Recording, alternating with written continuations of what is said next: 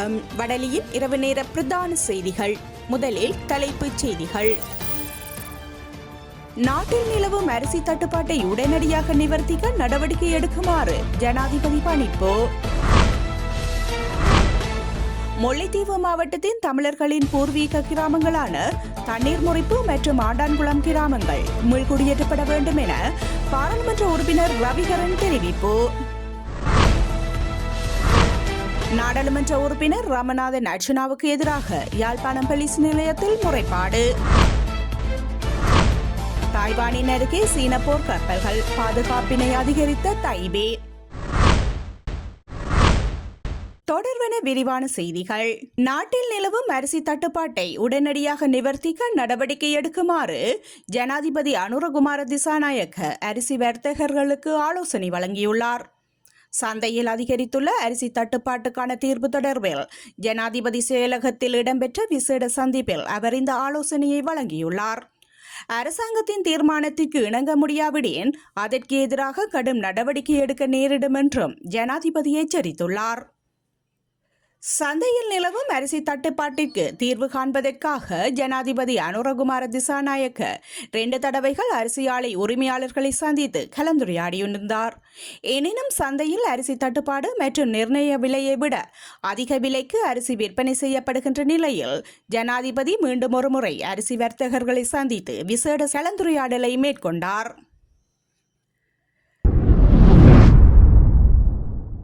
முல்லைத்தீவு மாவட்டத்தின் தமிழர்களின் பூர்வீக கிராமங்களான தண்ணீர் முறிப்பு மற்றும் ஆண்டான்குளம் கிராமங்கள் மீள்குடியேற்றப்பட வேண்டும் எனவும் அதற்காக உரிய தரப்பினருக்கு அழுத்தங்கள் பிரயோகிக்கப்படும் எனவும் வன்னி மாவட்ட நாடாளுமன்ற உறுப்பினர் துரைராசா ரவிகரன் தெரிவித்துள்ளார். தமிழர்களின் பூர்வீக வழிபாட்டிடமான முல்லைத்தீவு தண்ணீர் முறிப்பு குருந்தூர் மலையில் வன்னி மாவட்ட நாடாளுமன்ற உறுப்பினர் துரைராசா ரவிகரன் வழிபாடுகளில் ஈடுபட்டிருந்தார்.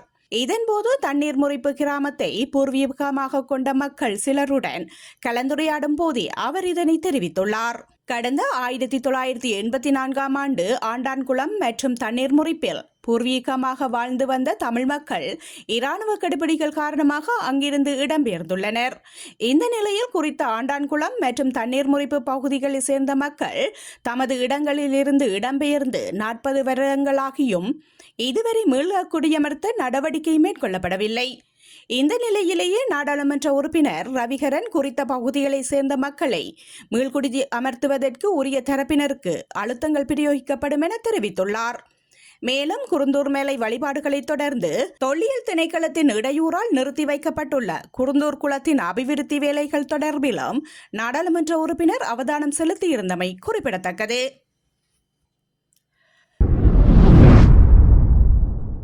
நாடாளுமன்ற உறுப்பினர் ராமநாதன் அர்ச்சுனாவுக்கு எதிராக யாழ்ப்பாணம் போலீஸ் நிலையத்தில் முறைப்பாடு அளிக்கப்பட்டுள்ளது. யாழ் போதனா வைத்தியசாலையின் பணிப்பாளர் வைத்தியர் சத்தியமூர்த்தியினால் இந்த முறைப்பாடு அளிக்கப்பட்டுள்ளது. யாழ்ப்பாணம் போதனா வைத்தியசாலைக்குள் அனுமதியின்றி பிரவேசித்து தமது கடமைகளுக்கு இடையூறு விளைவித்ததுடன் தம்மை அச்சுறுத்தியதாகவும் நாடாளுமன்ற உறுப்பினர் ராமநாதன் அர்ச்சுனாவுக்கு எதிராக வைத்தியர் சத்தியமூர்த்தியினால் முறைப்பாடு அளிக்கப்பட்டுள்ளது.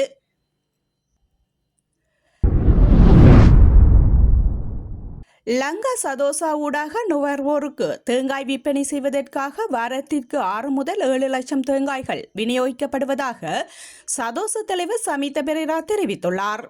கொழும்பு மற்றும் புறநகர் பகுதிகளுக்கு விநியோகிப்பதற்காக 4 அரசு தோட்டங்களை சேர்ந்த கிளை சங்கங்களிலிருந்து தேங்காய் ஒன்று தலா 110 ரூபாவிற்கு கொள்வன செய்யப்படுவதாக அவர் குறிப்பிட்டுள்ளார். தென்னந்தோப்பு உரிமையாளர்கள் மற்றும் அவர்களது கிளை சங்கங்களில் இருந்து தேங்காய்கள் சேகரிக்கப்படுவதாக தலைவர் மேலும் சுட்டிக்காட்டியுள்ளார்.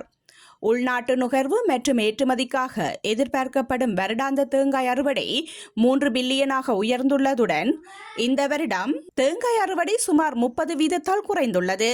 தென்னை உற்பத்தி குறைவதற்கான முக்கிய காரணங்கள் விலங்கு சேதம், காலநிலை மாற்றம், பூச்சி சேதம் மற்றும் உரங்களின் பயன்பாடு குறைவு ஆகியவை என தெரிவிக்கப்பட்டுள்ளது.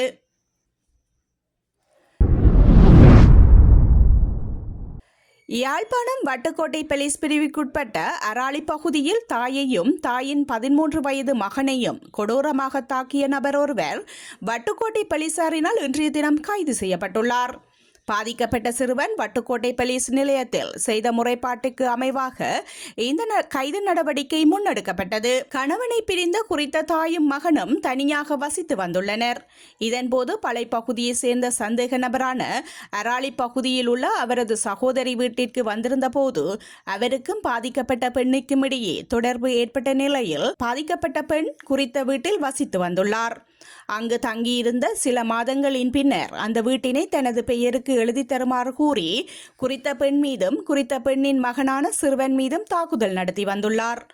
அந்த வகையில் கடந்த சில வாரங்களுக்கு முன்னர் அவரது தாக்குதலினால் அந்த பெண்ணுக்கு தலையில் பாதிப்பு ஏற்பட்டு மனநலக் குறைவு ஏற்பட்டுள்ளது. தாக்குதல் நடத்திய சந்தேக நபர் தனது தாக்குதல் மூலமே அந்த பெண்ணுக்கு இவ்வாறான நிலை ஏற்பட்டுள்ளதாக அயல் வீட்டாருக்கு கூறியுள்ளார்.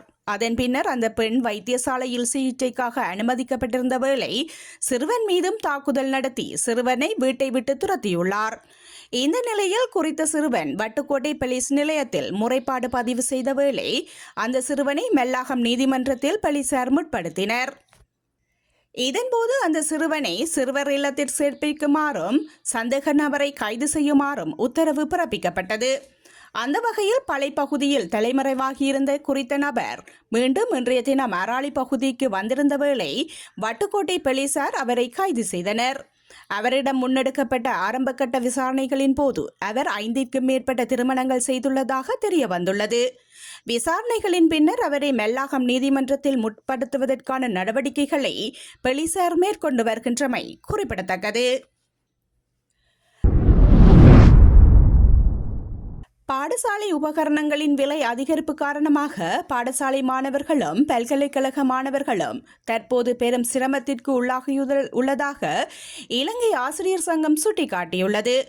அதற்காக விதிக்கப்பட்டுள்ள வரிகளை குறைக்க வேண்டும் என இலங்கை ஆசிரியர் சங்கத்தின் பொதுச் செயலாளர் ஜோசப் ஸ்டாலிங் தெரிவித்துள்ளார். நேற்றைய தினம் கொழும்பில் நடைபெற்ற செய்தியாளர் சந்திப்பின் போதே அவர் இதனை தெரிவித்திருந்தார்.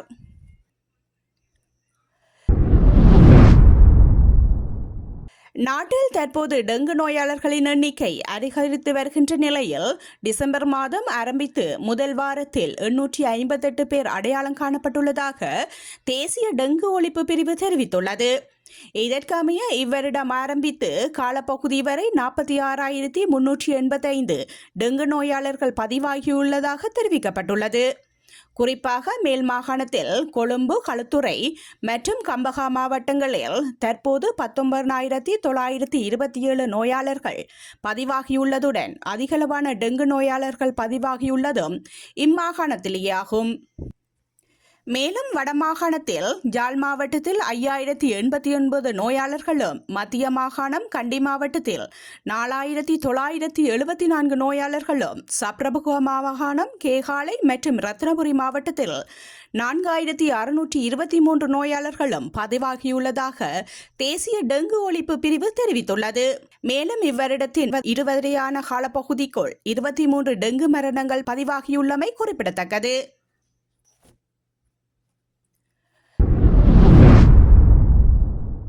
தாய்வானின் ராணுவம் இன்று அவசரகால பதிலமைப்பு மையத்தை அமைத்து அதன் எச்சரிக்கை நிலையை உயர்த்தியதுடன் போர் தயார் நிலை பயிற்சிகளையும் தொடங்கியுள்ளது.